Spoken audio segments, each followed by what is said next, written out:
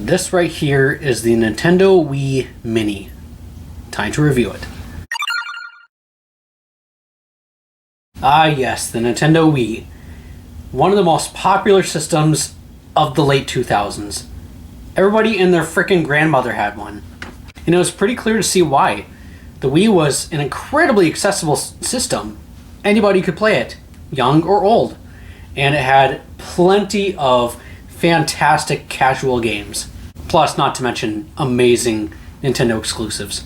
For those of you who owned a Wii back then, you're probably scratching your head looking at this thing right in front of you right now. And you're probably thinking, wait a minute, I don't remember the Wii looking like that. What in the hell is this?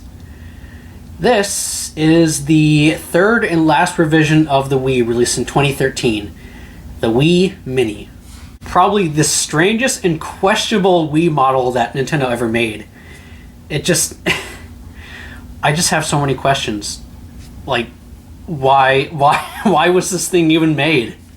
Like its name suggests, it is a miniature cut down version of the regular Wii model.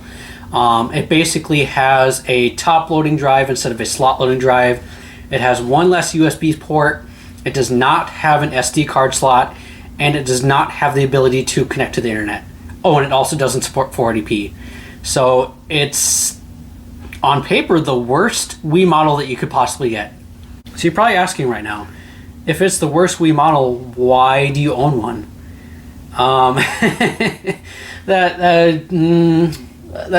That's a good question. Well, I mean, technically there's two reasons why I own a Wii Mini. One, I was curious about the Wii Mini ever since it released, and I just wanted to see how it was in person. And I knew I just had to do a video about it. And two, yes, I have a Wii U, and that's primarily how I play my Wii games. But just because I'm lazy, I bought a second Wii for our living room so that I can play multiplayer games with friends and not have to drag out my Wii U between each room. Yeah, call me lazy. I would have gotten myself the original Wii model, but technically this Wii Mini was actually cheaper than getting a regular model. Mainly because I spent about $40 on this one on eBay, and it was basically listed as a as-is system. They basically said that they used it for a little while and then it sat in a storage bin for 2 years. So they didn't really have any way of testing it to see if it still worked, and luckily it does. So yeah, even though I would have liked to do a video on the original Wii model, considering that was the one that I grew up with, I think doing a video on the Wii Mini would be a little more interesting. So I guess we can probably start talking about the aesthetics of the Wii Mini. Compared to the original model, there really isn't much to look at. It is quite a drastic difference between the original model. It literally looks like a kid's toy. Literally, it almost looks like a kid's tape recorder. And it's all cheap plastic, and it just, the whole thing just doesn't feel as well built as the original model. That's not to say that it's a bad system. It's still functionally a Wii, albeit with cut down features. But yeah, it looks and feels much cheaper. So on the top of the system, we obviously have the Wii logo. Surprisingly, that it doesn't say the Wii Mini on the front, but it does say it on the back. We also got a Nintendo logo here, as well as a power button, which has a little tiny LED here that will basically glow red when the system's off and blue when the system's on. And then the eject button to obviously open up the disc tray. Which, speaking of that, like I mentioned before, the original model was a slot loading drive and actually had a LED that would light up when you put in a disc, which was actually kind of cool. This has none of that. This has a much cheaper designed top loading drive, just like the Nintendo Gamecube, which, you know, that's fine. Less to break, I guess, especially if you have kids. But yeah, it feels much more cheaply built than the original model. But it's functional, so I guess that's the most important thing. Do keep in mind that the Wii Mini will only play disc-based Wii games, because like I said before, this thing does not have built-in Wi-Fi, so there's no way to actually connect it to the internet. And also, it will absolutely not play GameCube games at all. It has no GameCube support whatsoever. And while, yeah, there was a Wii model that they released around 2011 that aesthetically looked the exact same as the original model, but they removed the GameCube controller and memory card slots. That couldn't play GameCube games either, so of course it kind of makes sense that the Wii Mini doesn't play GameCube games either, but still kind of disappointing. On the left side of the system, we have a air intake vent, a slot where the coin cell battery goes to basically keep the date and time of the system, and a sync button to sync up Wii Remote to the system. And funny enough, an AMD logo. It actually used to be an ATI logo that was on the original Wii model, because obviously the graphics chip was powered by ATI.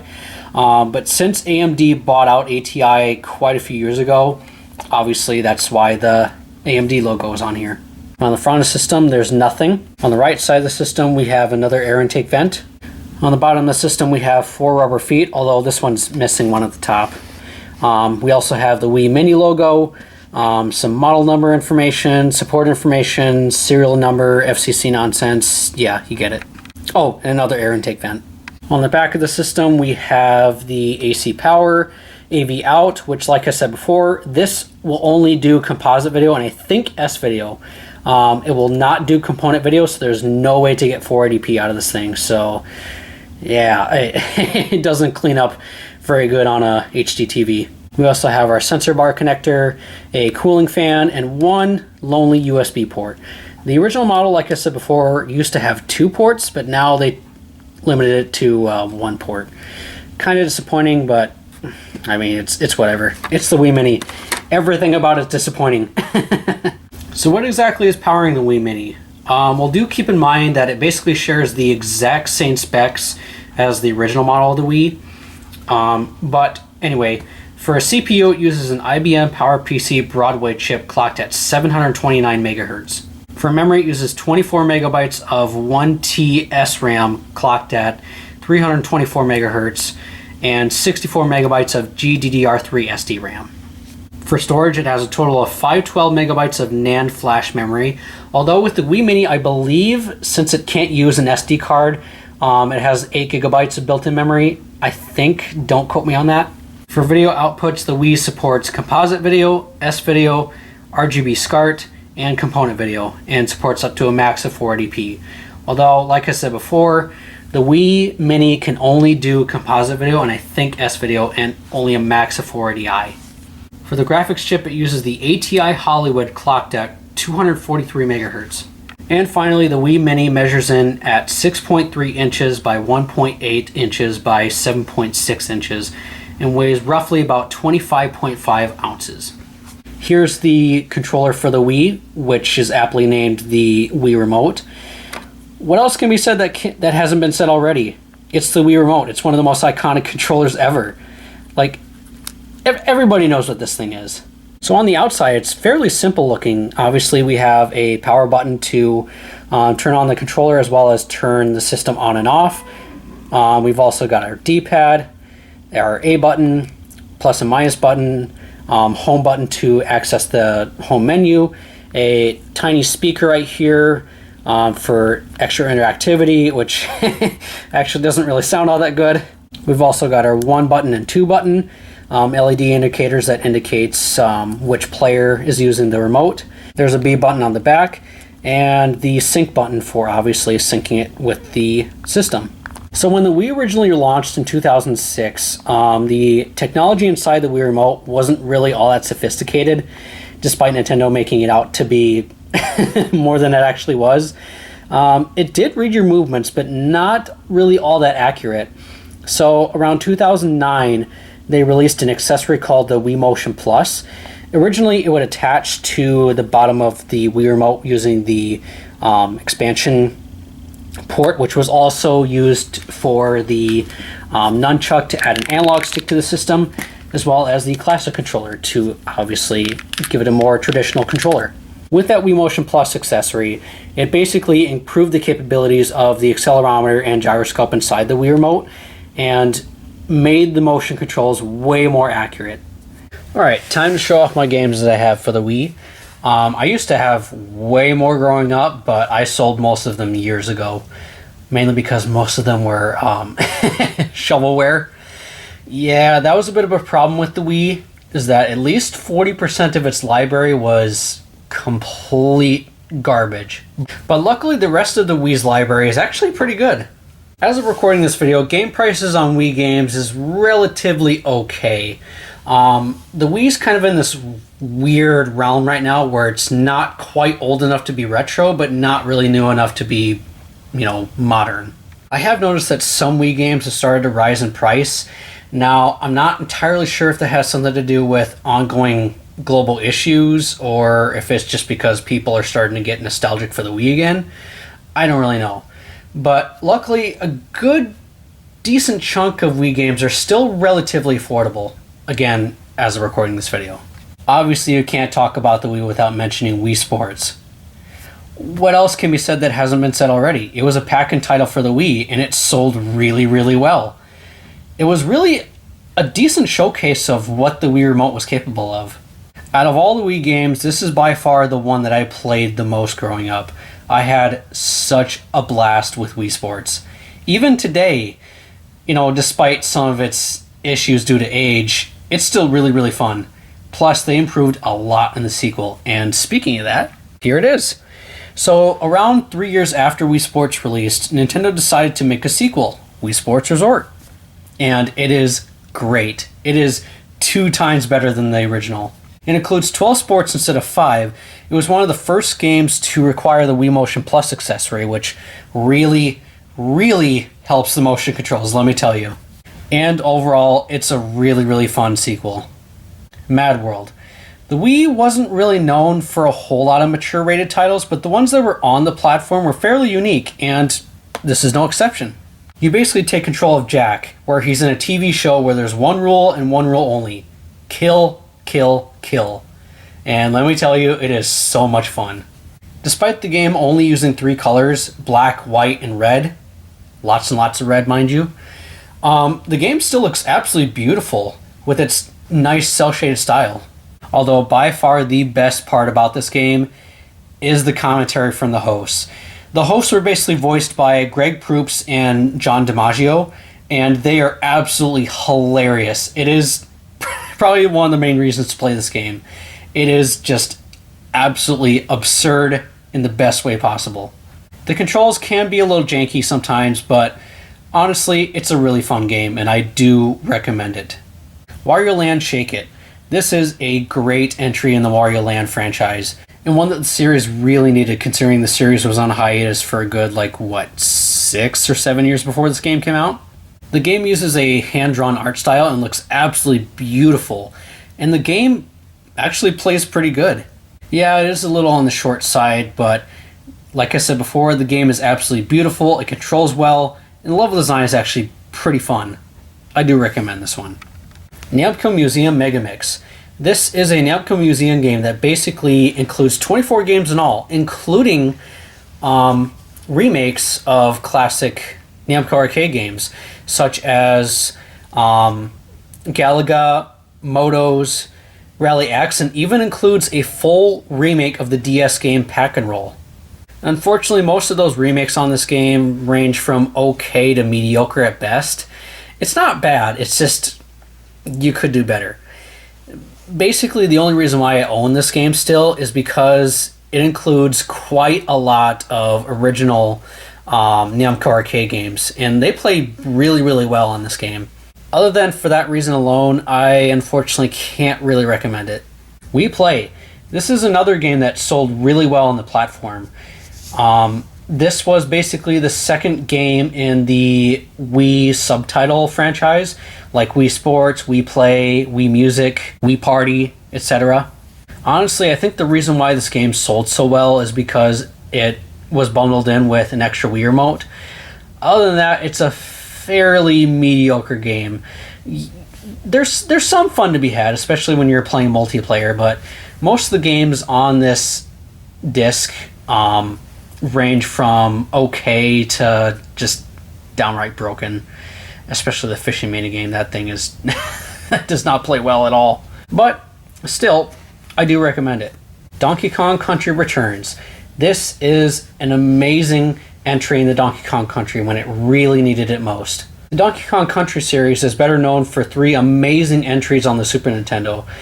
But ever since then, at least until this game released, the Donkey Kong Country series kind of went silent. But oh boy, when Donkey Kong Country was ready to make their triumphant return, they came out of the gate swinging. This is a fantastic platformer. It is so much fun. It can be quite difficult at times, but like in the best way possible, because the level design is just super creative. And yeah, the game is just absolutely beautiful. Just so much fun. Plus, this game also got a port on the 3DS, which it is a little easier on 3DS, but if you want a more pure original experience, the original Wii version is the one to get. Ah yes, the Mario Galaxy series. By far my favorite Mario games of all time, and heck, even some of my favorite games ever. These games are just absolute masterpieces. They have an amazing orchestral soundtrack. They look great. They play great. It's Mario. Duh. Of course it's good. I absolutely recommend the Mario Galaxy series if you're going to pick up a Wii. Abso-freaking-lutely. And finally, we have Resident Evil 4 Wii Edition. This was originally a Gamecube exclusive title back in 2005. Then later got ported to the PS2, and then I think around 2007 it got a Wii port. And graphically, it looks relatively the same as the GameCube port, except now it has pointer controls for better shooting as well as motion controls.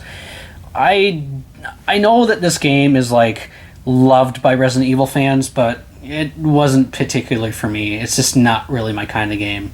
But if you're into the Resident Evil franchise, I absolutely recommend Resident Evil 4. It is considered one of the best.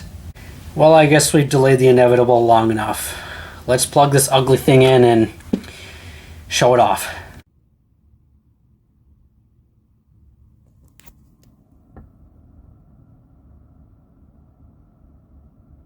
So when you first boot up the system, you're greeted with this health and safety warning screen.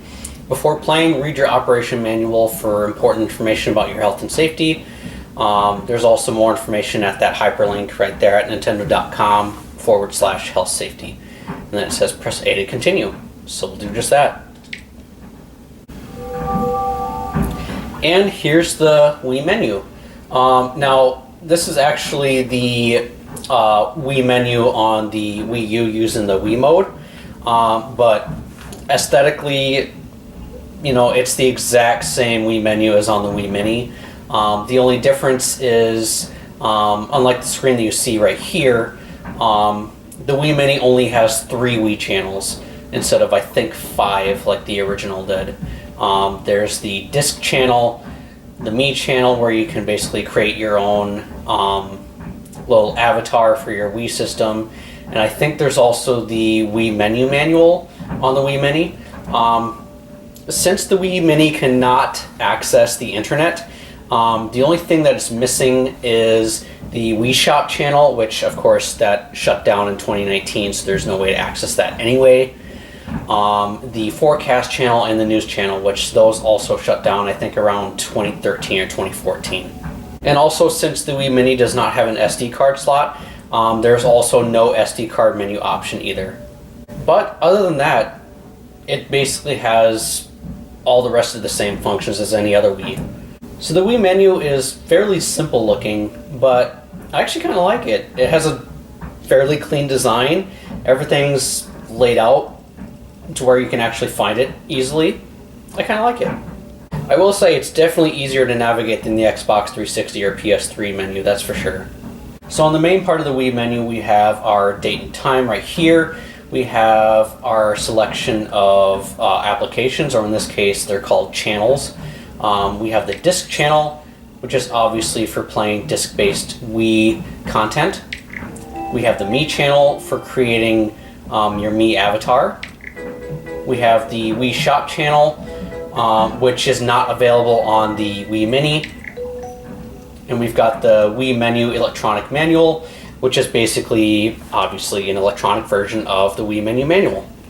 Selecting this option down here will bring up the Wii message board, which is where you can view messages that you receive from other Wii users. It'll also display a basically time log of how much time they've logged into certain games and applications. And it'll also show different notifications from various different apps and games.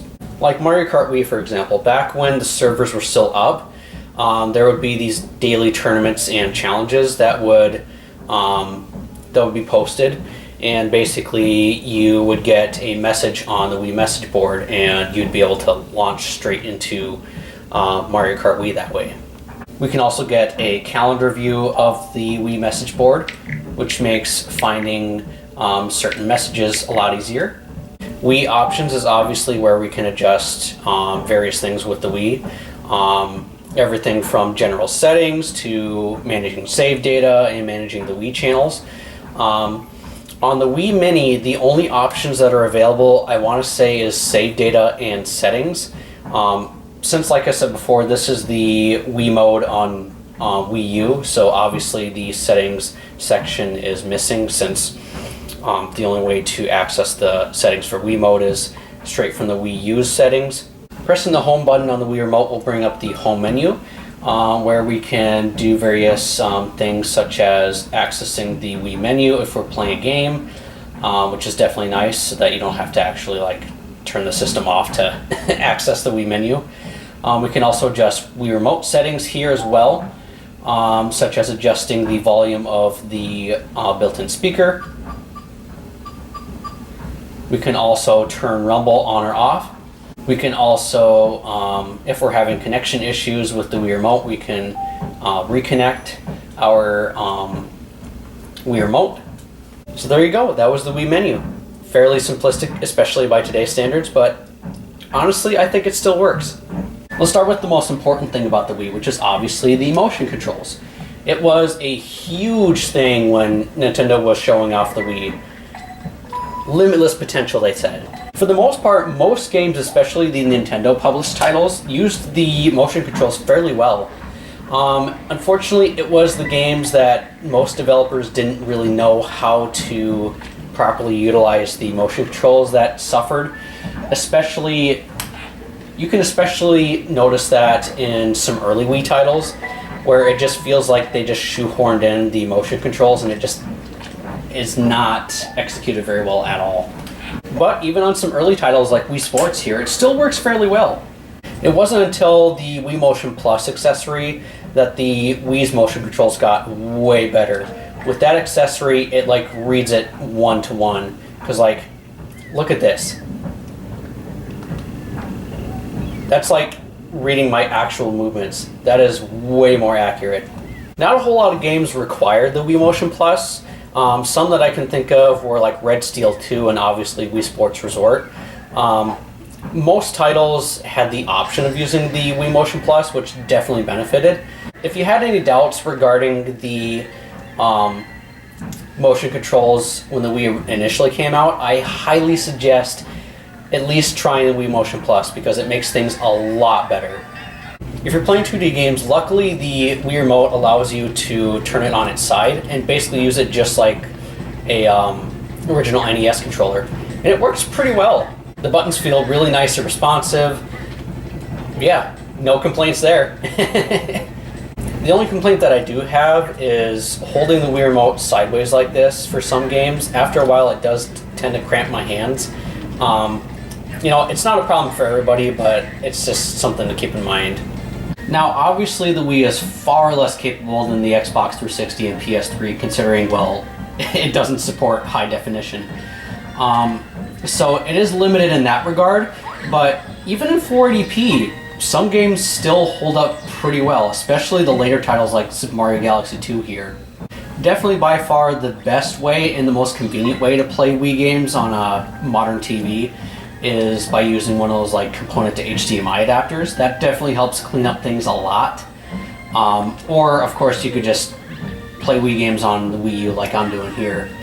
Either or works fairly well. And of course, if you're into the emulation scene, you know, there's some good options there as well. And so, that was the Nintendo Wii Mini. It's easy to see why the Wii was Nintendo's most successful console ever. Well, at least until the Switch came out. But, should you pick one up? Well, if you're talking about the Wii Mini, that's a definite no. Absolutely not. But, if you're picking up a regular model, then obviously, yeah, I can recommend it. It just doesn't make a whole lot of sense to pick up one of these, considering it's way less capable than an original Wii. It's a little harder to mod, and honestly, you can find the original models for oftentimes cheaper. It doesn't make a whole lot of sense to pick up a Wii Mini. The only case that I can think of, at least, is if you have like kids or something and you want to give them a console that doesn't have a whole lot to break on it, especially with the top loading door. But other than that, I can't really recommend the Wii Mini. It's just it's a strange Wii model that didn't really need to exist. But like I said, the only reason why I bought one is because it was technically at the time cheaper than buying a regular Wii model, and plus I just thought it'd be an interesting video. So I think that does it for this video. Thank you all for watching, and I'll see you all next time.